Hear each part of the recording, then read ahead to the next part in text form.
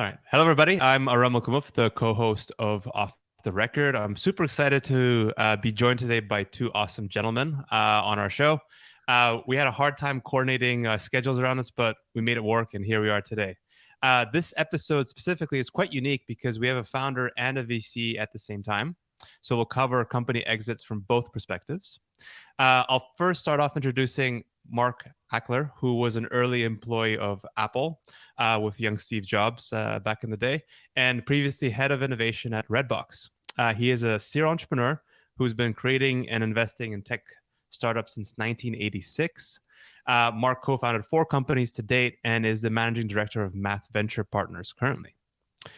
The other guest speaker that we have is Mert Hilmi Iseri, an author and entrepreneur from Istanbul, Turkey. In 2011, he co-founded SwipeSense, a healthcare technology platform, raised $24 million along the process, implemented its solution in over 100 hospitals and health systems, and got acquired by SC Johnson. He also co-founded Design for America, using design thinking for social impact, which won the National Design Award in 2018. So both Mark and Mert are here to help as many founders as they can, and they even co-wrote a book called Exit Right: How to Sell Your Startup, Maximize Your Return, and Build Your Legacy, which you can find on Amazon, and we will link it in the show notes once you have listened to this episode. So Mark, Mert, amazing to have you on our show. Thank you for joining us. Great to be here. Oh, Ron, I was so excited to have this conversation. Really looking forward to it. Awesome. So the first question I have is what was your experience like writing a book, Exit Right Together? It sucked. It was horrible. Mark, go ahead. I'll let you go first. Well, there's some truth to that. I mean, so it's multiple joys and a little bit of torture. So the joy for me was I got to spend a couple years on a project, not only with Mert. Our editor was my oldest daughter, Emily.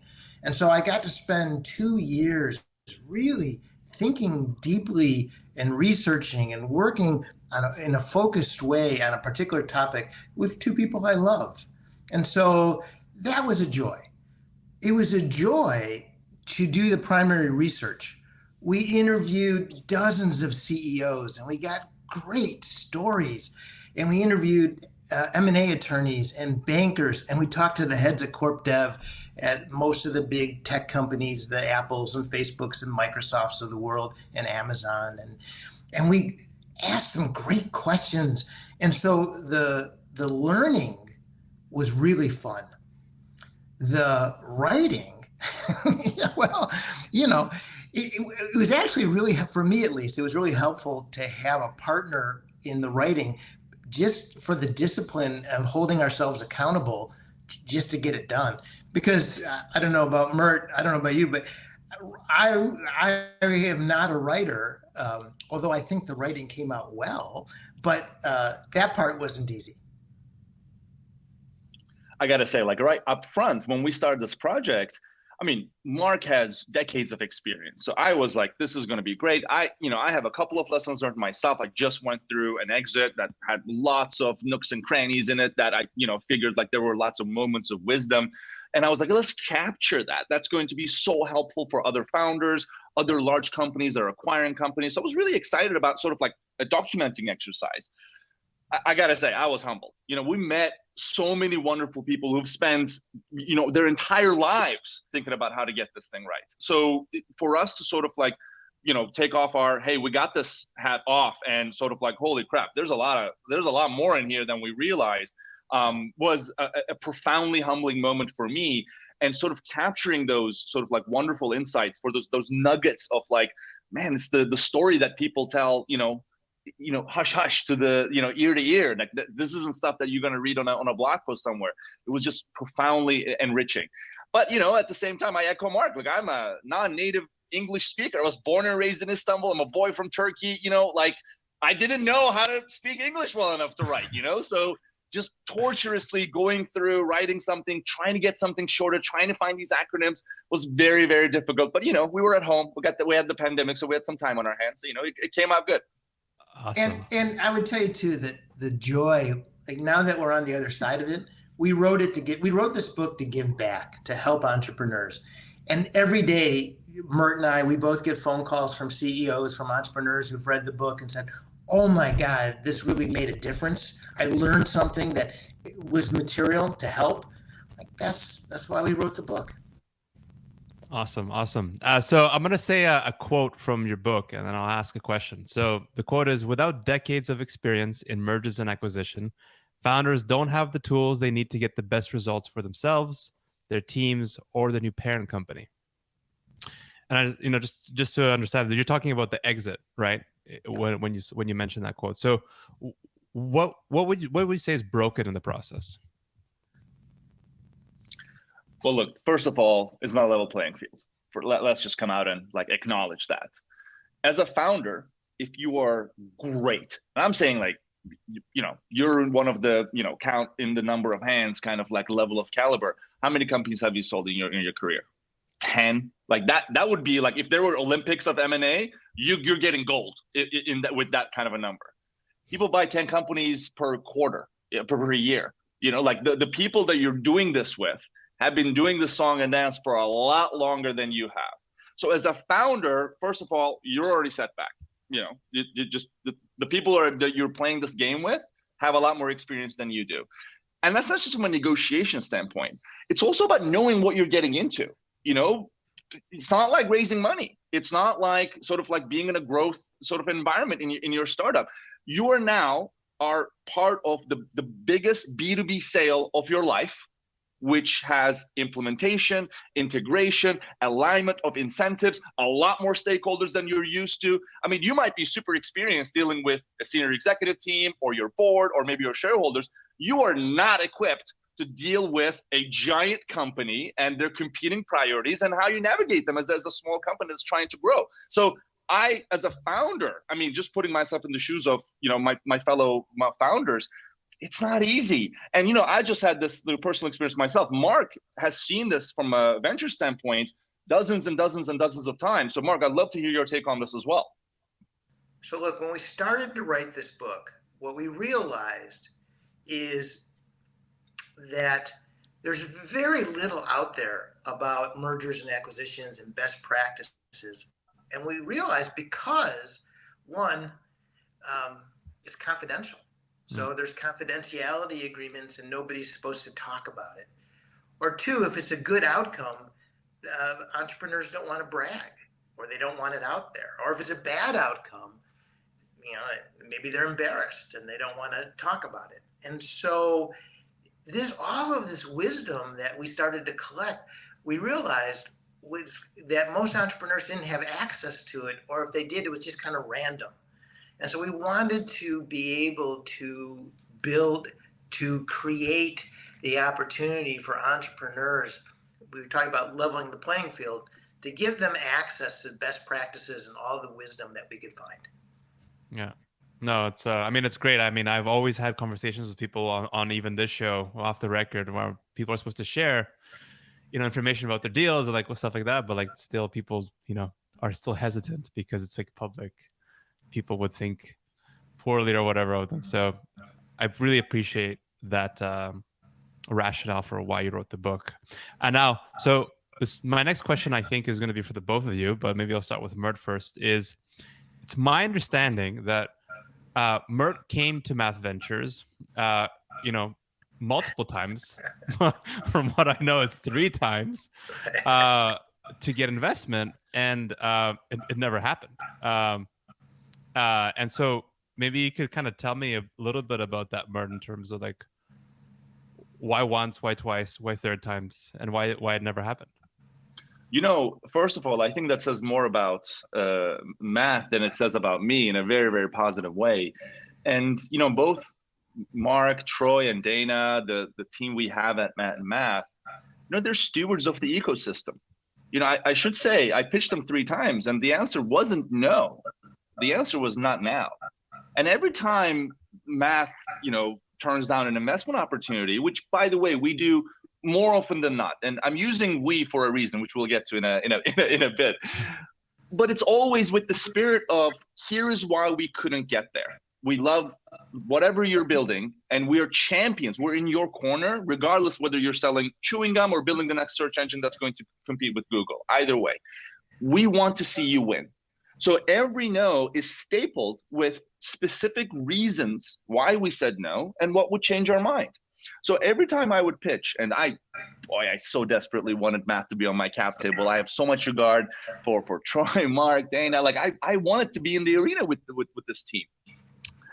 And the answer was a not now. Now, what did happen was I would take in the feedback and I would, faithfully execute on, okay, that is my roadmap for the next 6 months, for the next 12 months.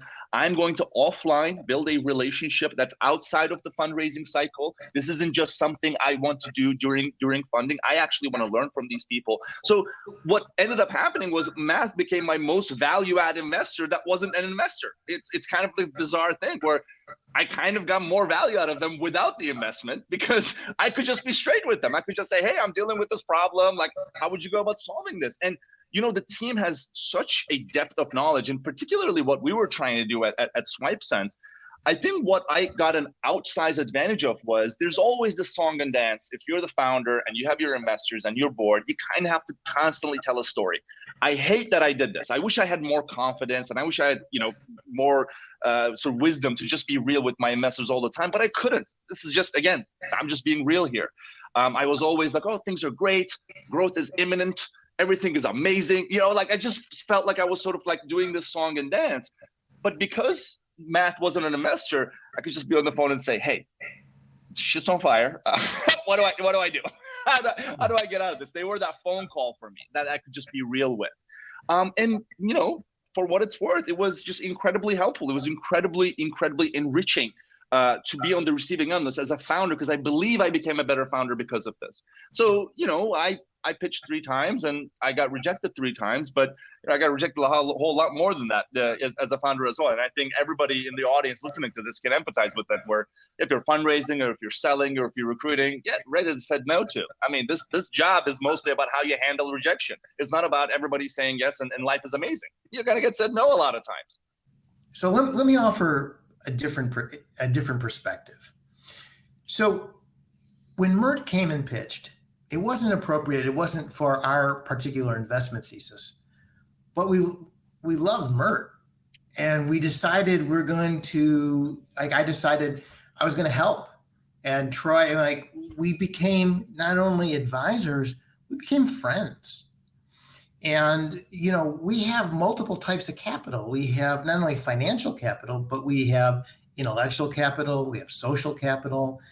And most entrepreneurs, what they fail to understand is when they pitch a VC, and 99% of the time we say no, they view it as a transaction. They view it as a moment in time. All right, that rat bastard VC, he didn't understand. Okay, fine, I'm going to go to the next one. But that's not what Mert did. That's not what we did. What we did is we invested in a relationship together. And, from my vantage point, maybe this, when an entrepreneur comes and pitches us, maybe it's not appropriate now, but it might be appropriate 6 months from now. They might pivot, or this idea is bad, but their next company is going to be the real winner. And what I want to do is I want to build and nurture a relationship, and I want to help. Like, we start from a position of wanting to help, and we don't help everybody. We help people that we like and that, that we want to build relationships with.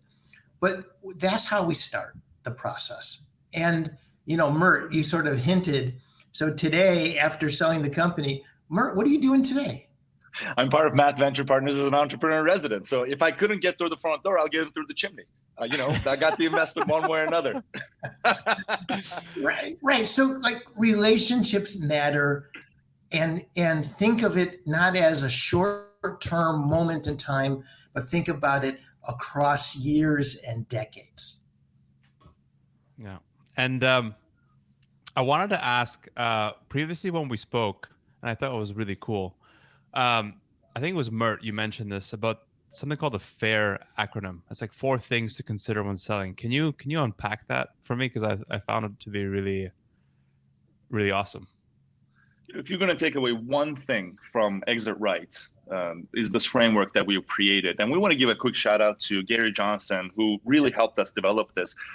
He ran M&A at Apple, Facebook, Pinterest. Like, again, if there's a Mount Rushmore, Gary's going in there. He's just an incredible thinker when it comes to how to get this thing right when companies are getting acquired. Not just from a monetary ROI standpoint, but philosophically. How do we create great homes? How do we create great value for both of the companies and every stakeholder involved? So we came up with this framework called FAIR, which are the 4 elements of what makes acquisitions work. And it's really these 4 things that individually matter. And if you check off all these boxes, turns out you're going to get paid the most for your company as well. And more importantly, you're going to find happiness, you're going to find purpose, and you're going to find impact in what you're trying to accomplish. So the F stands for fit, which is really cultural fit between 2 companies. Can you get along? Like, do you see the world the same way? Do you share values? Are you sort of a fast-moving tech company compared to a slow-moving old, like chemical company, for example? Like, do you make decisions similarly? These things really matter, and over a long period of time can cause real traffic jams if you don't have sort of an immediate start put. A great example of this is Zappos and Amazon. Instant fit, almost. So you could take the Amazon culture and apply it to Zappos, which would be more or less the same. A very bad example would be Time Warner and AOL, which was a catastrophic disaster. That's fit. Alignment is, are you aligned internally with your stakeholders, with your board, your executive team, your shareholders? And also, is the acquiring team aligned? Is the CFO looking at the world similarly with the head of product? This matters a lot in terms of not just where the companies are here right now, but where the companies are going. Without this alignment, there's going to be so much friction and tension and inevitable problems that not only occur during the M&A process, but really afterwards. Because again, we're building for something long-term in here.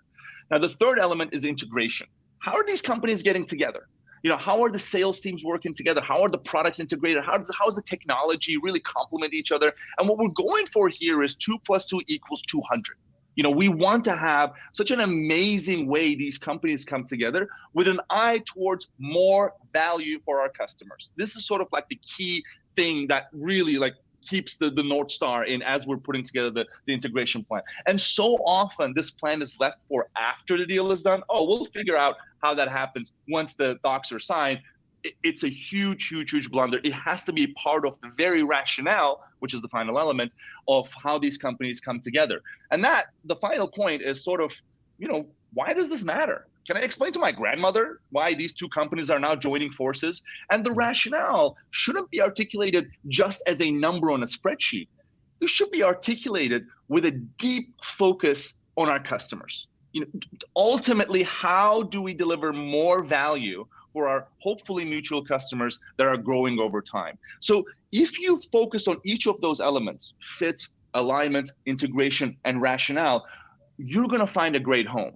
And the byproduct is going to be, hey, as a founder, you'll be wealthy, your investors are going to be happy. Like, that's awesome. That's a fantastic thing. But, a transaction, a sale, isn't a short-term, I give you something, you give me something. It's the beginning of a long-term relationship. Mark, what are your thoughts? So yes, and it's also how you create and ensure value. So let's take the rationale, for example. Most big corp dev leaders, most CFOs, when they're evaluating a company to purchase, how do you do it? It's always expressed as a multiple of some sort of revenue number. It could be multiple of top line revenue. It could be a multiple of EBITDA. But when you're looking at a financial number, you're looking backwards. You're looking at what we accomplished last year. So getting a multiple of a financial number is not a rationale for why you should do the deal. So a rationale might be if you took your product and you plugged it into the larger company's sales force or had access to their customer base, what kind of revenue could you drive in the future? Or if your product was so strategically aligned that it improved the retention rate of the larger company's core product, what's that worth to the larger company, right? Building a rationale together about why Mert says 1 + 1 = 200. That's also how you drive value.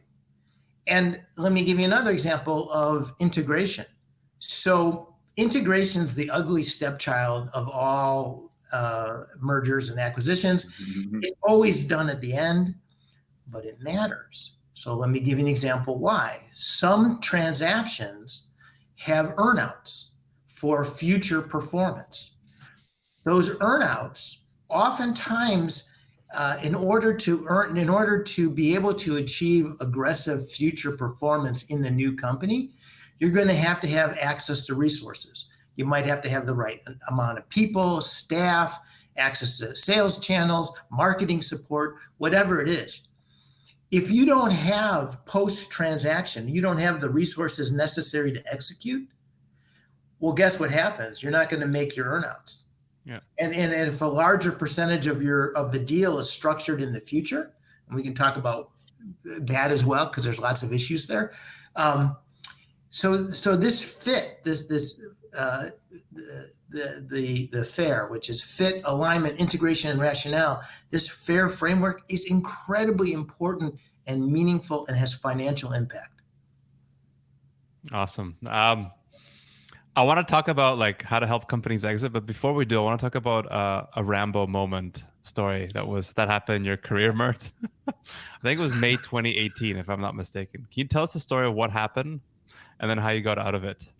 Absolutely. I mean, it was a life-changing moment for me as a CEO, and I really think that, we will file the story under lessons learned that I'm grateful for, but I wouldn't want my future children to experience because it's, deeply traumatic. And honestly, there's nothing glorifying about it because, a lot of growth happens in these moments of crises. We had a real fork in the road. It was 2018. We had raised a ton of money. The company's sales were good, not great. We had about $1 million in sales, but it was growing very, very slowly. And what's rough was we only had 6 months of capital in the bank. I actually, funny enough, I sat down with Troy, one of our partners here at Math, and I was telling him about, man, I think this is going to be, we have a lot of potential in here. Look at my pipeline for the next quarter. We just have to hit this one more, quarter, and then we'll be able to keep going, and then we'll be able to do a raise. Troy sat down in front of me, and he said, Mert, if I were in your board right now, I would grab your shoulders and shake the shit out of you until you come to your senses. What are you doing? Like, you're gambling with the livelihood of your team. And that hit me like a bullet in the head because he was right. I was rolling the dice and saying, I hope we hit this number. And what happens if we don't? I'm going to have to lay off my whole company. We're going to have to shut down. I have a responsibility. We have a sacred bond in here. It's not the employment agreement. It's that we looked at each other in the eyes and people trust me as their leader that I have their back. Am I really, really making this move while disregarding that?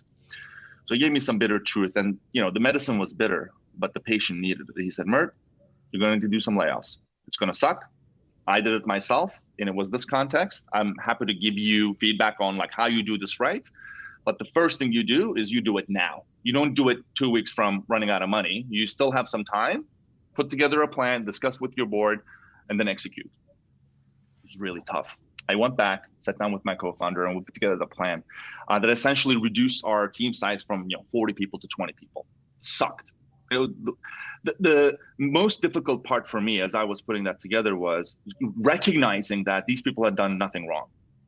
It's my shortcomings that is leading down this path. So I put together a plan, presented to my board. It was this very tense board meeting, and we have people who have millions of dollars invested in the company, and here I'm presenting hey, nobody prompted this, but here's the plan of what I think needs to happen. In exchange for this, we're going to get more runway. We're going to be able to execute A, B, and C. It was a correct plan, but still, if there's ever an admission of failure, boy, this is it. And the chair of my board looked at the plan and basically said, Mert, this plan is the right thing to do, but there's one person missing, and it's you. You can't be the CEO anymore. And it was like this, life before my eyes kind of a moment, what do you say? What do you do? I created this thing. I'm the person. I'm the CEO. I'm the co-founder. I'm a member of the board. It was like about 5 seconds or so where I was like, you could hear a pin drop in the room. But in the end, I said, no problem.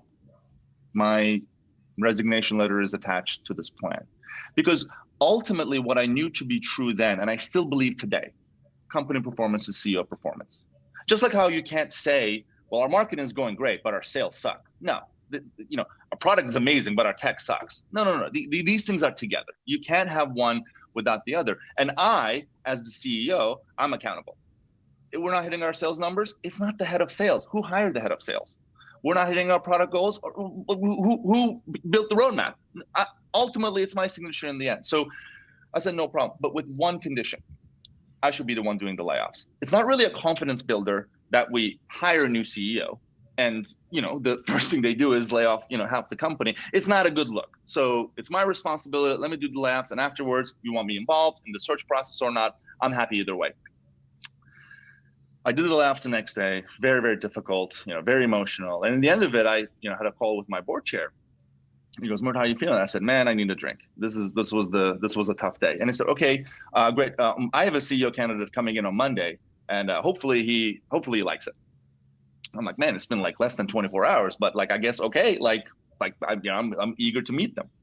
New candidate comes in. We spent about 2 weeks together. Just not a great cultural fit. We just, we didn't see eye to eye. I'll spare us the details of, what happened. But in the end of those 2 weeks, I essentially said, no, not this guy. I'm open to a new CEO. I'm open to resigning and not being part of this, but it's just not this person. I'm the one who has to stand behind the rest of our team, the rest of our investors and say, this is the person that's going to get out of this hole. And I just don't believe that. And I remember actually having this conversation with Mark. I was a guest lecturer in his class, and we were walking back home from Northwestern, the Kellogg School of Business. And I remember telling him the story, like, man, I'm really struggling. I don't want to come off as the person who's holding on to the throne here, as I really want to be the CEO or something. Because I genuinely believe I messed up here. I don't want to be here. I want to win. Winning is more important than being the CEO. Helping our customers is more important than me retaining some title. And Mark gave me this insanely applicable story of how Steve Jobs punched through the iconic 1984 ad way back when the entire board of directors were basically saying, hey, this ad sucks, which by the way became one of the greatest ads of all time. And if you remember this, sort of like the hammer being thrown into the screen, the Macintosh ad, truly iconic Olympic gold medal ad. And the board was like, no way, Steve, you're not doing this. And Steve Jobs basically at that moment said, hey, we're doing it, FYI. That's just direct.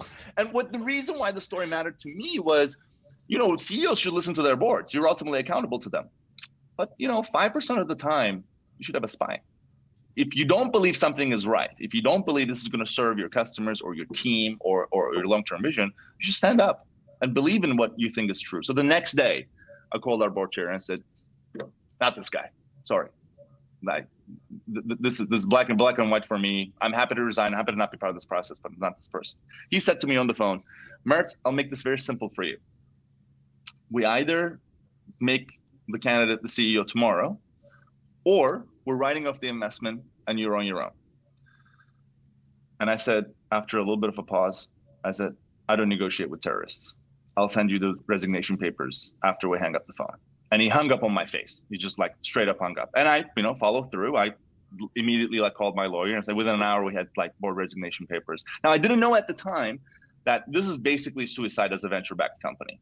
Because if your largest shareholder, the chair of your board tells you that we wrote off the investment, good effing luck raising your next round. Yeah. But here's what it did for us. Now we have 18 people. We're about a year ahead of us.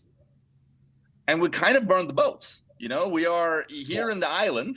There's no way out but through, and we're going to have to fend for ourselves. And you know what we started to do? We started going to our customers and saying, hey, are you okay with paying annual? Or do you want to pay upfront? We have costs, we're going to increase our pricing by 20%. Why didn't we do that on day one? Why didn't we do that from 6 years ago? These good habits that we were forced to enact, we just started doing them because we had to. And from that moment, June 2018, to our acquisition in March of 2020, we grew by 400%. We, 4x our revenue with half the people, with doing more applications, more price. I was fully transparent with the team. And I remember looking at people in the eye and sort of saying, like, this is just what went down. You have the exact package as the team that we parted ways with. If you wanted to, we'll give you 3 months of severance. We'll pay you for your insurance, whatever it is. We'll make sure you land on your feet. I'll personally make sure you find your new role. But if you're here, there is no going back, and we're in it together. That moment of true trust, man, that was when we became a real company. And that's what led to our acquisition. And I knew then, in the moment when we were acquired and the moment that afterwards, that this is the team that is cohesive, that we can run through anything that we can in our power. And in process, I think we became a way better CEO. Amazing. Mark, what's your take on this? Yeah, that's an incredible story. But I want to add something else. So Mert, you said something in the beginning of this interview. You said, I wasn't fully comfortable being a young CEO, being honest with my board. Yeah. And going through, now that we've all heard that story and that journey, and now that you're on the other side of it, what have you learned about honesty and transparency and accountability? And how would you act differently as a CEO today than you did, before? I want to use two values in here, because I think if you focused on, honesty and transparency, look, it's not like I thought I was being dishonest. I was just sort of like painting a rosy picture. I was being too optimistic. Like, it's not like I was hiding our financials. So it's not a matter of transparency. So when we focus on those things, I think the mind goes in different places, and it's easy for a CEO to go, well, I always share my financials. I have nothing to worry about, whatever. It's not about that. The two values that I want to sort of like pinpoint in here. One is vulnerability. Yes. Are you actually being real? Right. Not just with your board, but with you. Like, when you go to bed at night and you're staring at the ceiling, which we all do, like, are you being real about your own BS? Like, are you drinking the Kool-Aid and feeling like, oh, this is great? Or are you saying like, this is just like sewage water that I just fucking drank? Like, what the hell? Like, like, are you being real with your problems? Are you saying, yeah, our head of sales is a B- person, but I'm sure they'll work it out. Like, are you saying that, or are you saying like, I'm not getting the results, I hired this person, let's go. We need a new person. Like, are you being totally vulnerable? Vulnerability is hard. The hardest thing that anyone has ever said in their life is, I need help. Just being real with your own shortcomings and how you overcome them. So that the first one is vulnerability. The second value that I want to highlight is empathy. Oh, yeah. Are you actually like understanding your situation from the vantage point of your board, from the story that they have to tell to their partners, to their LPs? Like, are you actually, sort of like playing this game, not just from your vantage point, but from what everyone else is feeling around the table? So rather than focusing on, honesty or transparency, which I'm going to keep, what I was doing back then, what I'm going to do differently now is I'm going to be a lot more vulnerable. And I sort of like ask for this unwritten agreement of vulnerability with the companies that I work with, that I mentor, that I invest in, but also an expectation of empathy, where everybody comes to the table, not just me as a CEO, but me as the investor too. Like, I want to be, seeing the problem from your vantage point as well. But I just think this whole dynamic of building companies, startups, would work a whole lot better if we all sort of like up the volume on the empathy box a little bit and try to see the story from everyone else's perspectives. Those are the things that I'm going to be focused on doing differently in the companies that I invest in or in the companies that I start down the road in my career. And let me add a little bit to that. So, like, yes, the vulnerability is so key. Let me start off before vulnerability. Most entrepreneurs think, especially first-time entrepreneurs, think that a board meeting is reporting, just giving information. I'm going to give financial information. I'm going to give sales numbers. I'm going to give the pipeline. It's reporting. That's not a great use of time. We can read. We can get those reports. We can read them ahead of time. The real value of a board meeting is when you have, smart people around the table who are passionate about your business, who have scar tissue. We've lived through what you're going through. Having deeper, more profound strategic conversations. Like, what's keeping you up at night? How can we, collectively together grow market share, fix problems? That can't happen unless you're vulnerable and that you're willing to open up. And there's also, as a VC, we have a role in that too. So let me give you one really quick story, and I know we're kind of running out of time here. I was on a board, one of our portfolio companies, and the CEO had this big, giant, multi-million-dollar accounts receivable coming in, and it was running late. And they didn't really talk about it with the board, and they were going to miss a payroll. So what they decided to do is they were able to squeeze the payroll out, but they didn't pay the payroll tax. And the big AR came in, everything was fine. The next board meeting, the CEO says, oh yeah, by the way, we got into a little bit of a tight squeeze, and my solution was I didn't pay the payroll tax. My eyes popped open. I was the lead investor and chairman of the board of a payroll company called Sure Payroll. That's where I met my partner, Troy, who was the CEO. I happen to know a little bit about payroll, and I know that the government kind of frowns when you don't pay your payroll tax. And I did not handle myself well. I went ballistic. This was a good learning moment for me on several levels. Sure enough, 6 months go by. The CEO gets a little love letter from the IRS. The penalty was $125,000 for just missing one payroll tax.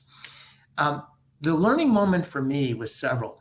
The first was, why was there an environment where the CEO didn't feel comfortable telling the board that they were going through an issue? And it wasn't just me. The CEO didn't tell the entire board, but that was a real wake-up call for me to have better relationships with my CEOs and to address vulnerability right up front. And the other piece of it too is my reaction. I realized on the back end of that reaction, that wasn't being particularly supportive of the CEO, and it wasn't helpful.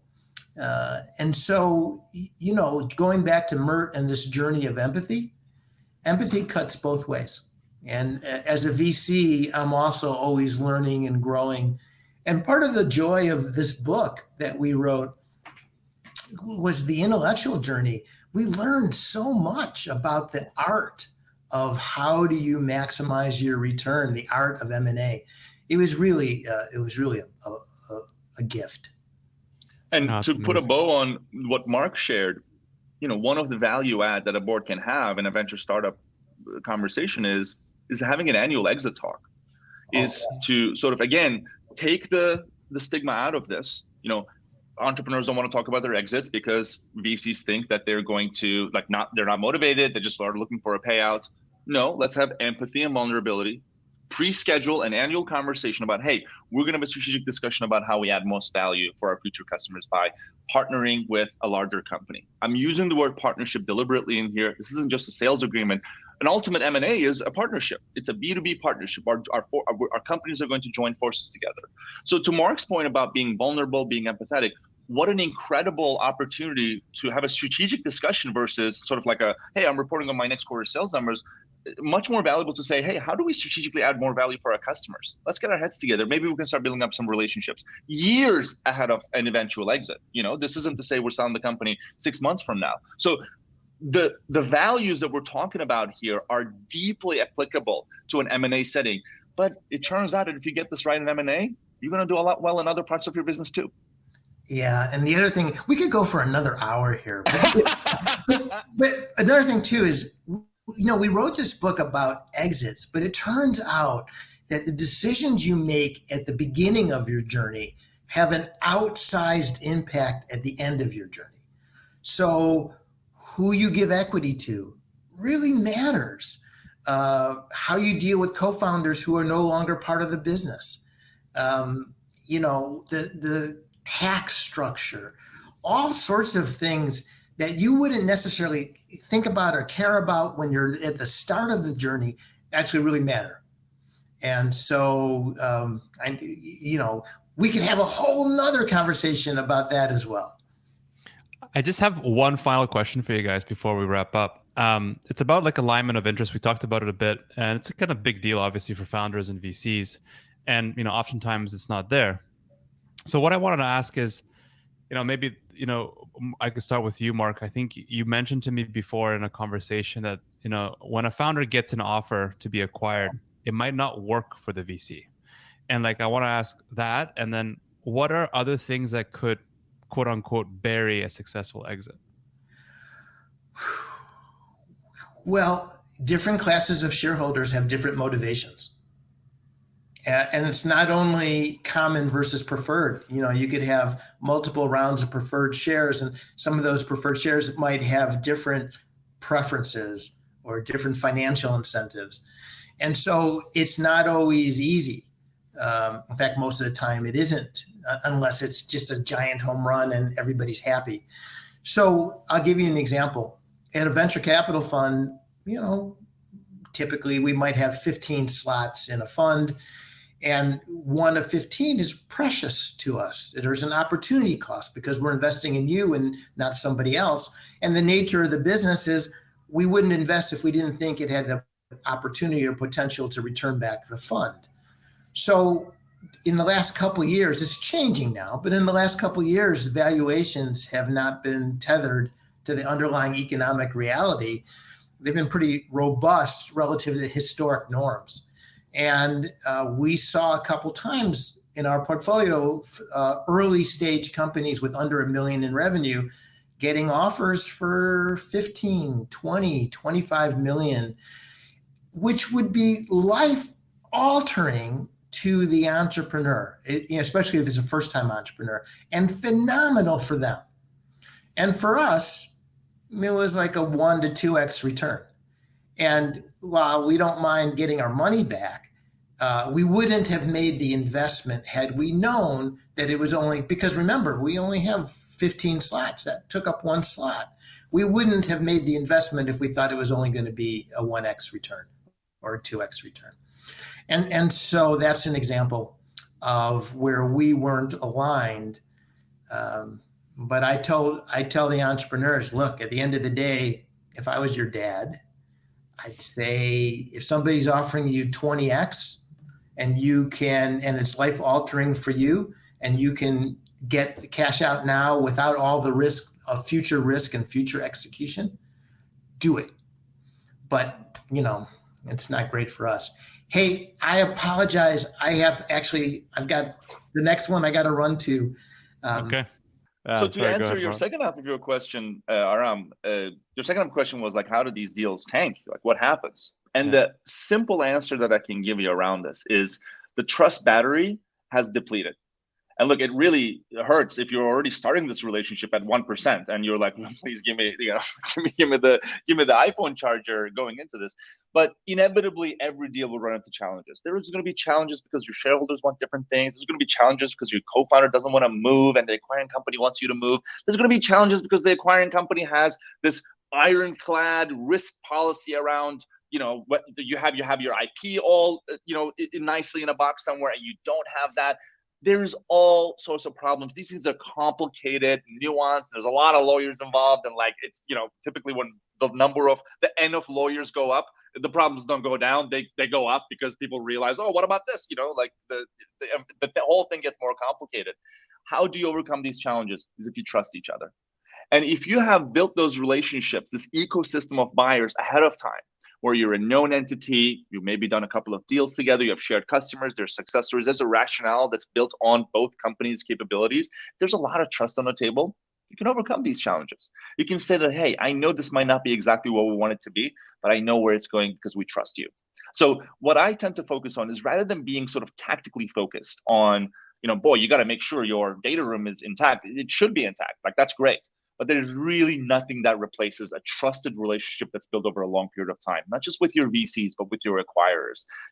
Paul Graham wrote the seminal essay, and shout out to Paul Graham. He's like one of the most brilliant people in startup ever. He's just a great thinker.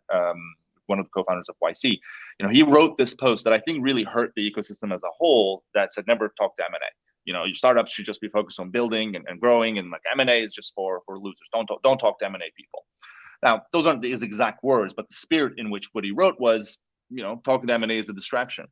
And to a certain extent, he's right. Obviously, you shouldn't be spending all your time thinking about M&A. But to have zero focus and just say, I am just going to build a home run, it really does a disservice to most founders, which is, look, not everybody's building the next Facebook. And it's also a fantastic outcome if you have a $50 million, $100 million outcome. If you build these relationships over time, it really pays back in dividends. And it's also, not that counterintuitive, because we say this all the time as investors: build a relationship with the VCs in your community and what have you. Like, these things happen over a long period of time. And we're totally fine with founders spending, 3 months, 6 months, once every 18 months to, fundraise for their company. And yet we frown upon them spending a week on building these relationships per year. We think it can go otherwise. So the key thing here is to build up trust before these problems arise. So ultimately, when they do, you have currency to spend to get over those challenges. No, it's a great parting message that you just shared. Thank you so much, Mert. It was awesome to have you here with me today. I love your enthusiasm, your energy. It's just like radiating. And I loved having Mark on as well. So thank you so much for your time today. Super enlightening for me, and I'm sure to all the listeners. And everybody tuning in, thank you for giving us your time.